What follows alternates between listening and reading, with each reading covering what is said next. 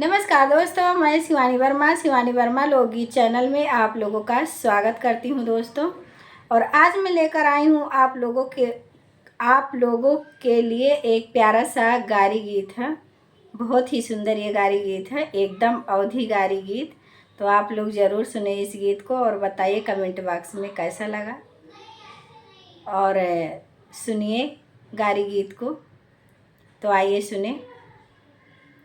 सीता ठाड़ी झारोखे, सीता ठाड़ी झारोखे, के नहु ससुर हमारा जी।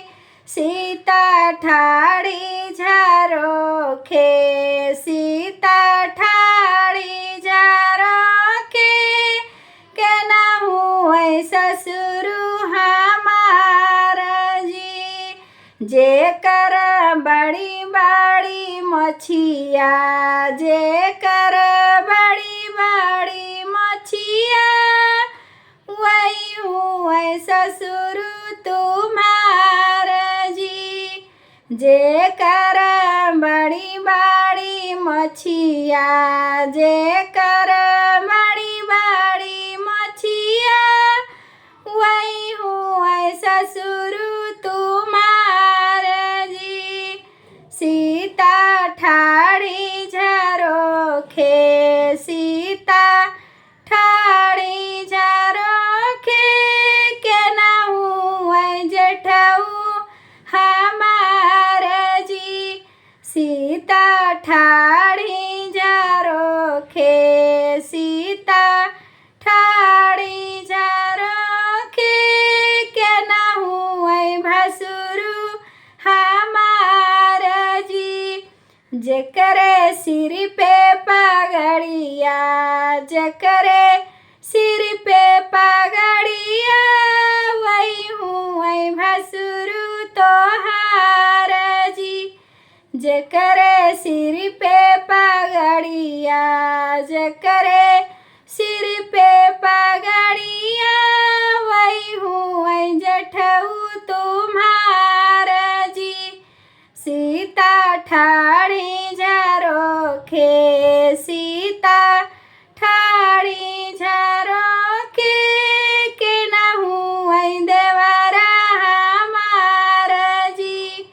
सीता ठाड़ी झारोखे, सीता ठाड़ी झारोखे, के नहु देवरा हमारा जी। जेकर बड़ी बड़ी अखिया, जेकर बड़ी बड़ी अखिया, वही हुए देवरा तुम्हारा जी। जे बोला थई ज्यादा, जे बोला थई ज्यादा, वही हुए देवरा तुम्हारा जी। सीता ठाड़ी झारोखे, सीता ठाड़ी झारोखे, के नहु स्वामी हमारा जी। सीता ठाड़ी झारोखे, सीता ठाड़ी झारोखे, के नहु स्वामी हमारा जी। जेकरे सिर पे मऊरवा, जेकरे सिर पे मऊरवा, वही हुए स्वामी तुम्हारा जी।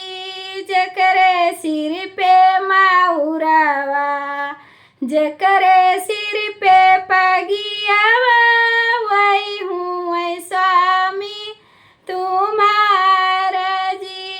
सीता ठाड़ी झारोखे, सीता ठाड़ी झारोखे, के नहु ससुर हमारा जी।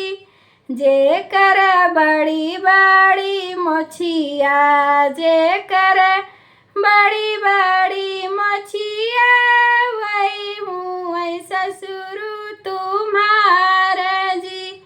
जे कर बड़ी बड़ी मोछिया, जे कर बड़ी बड़ी मोछिया, वही हूँ ससुर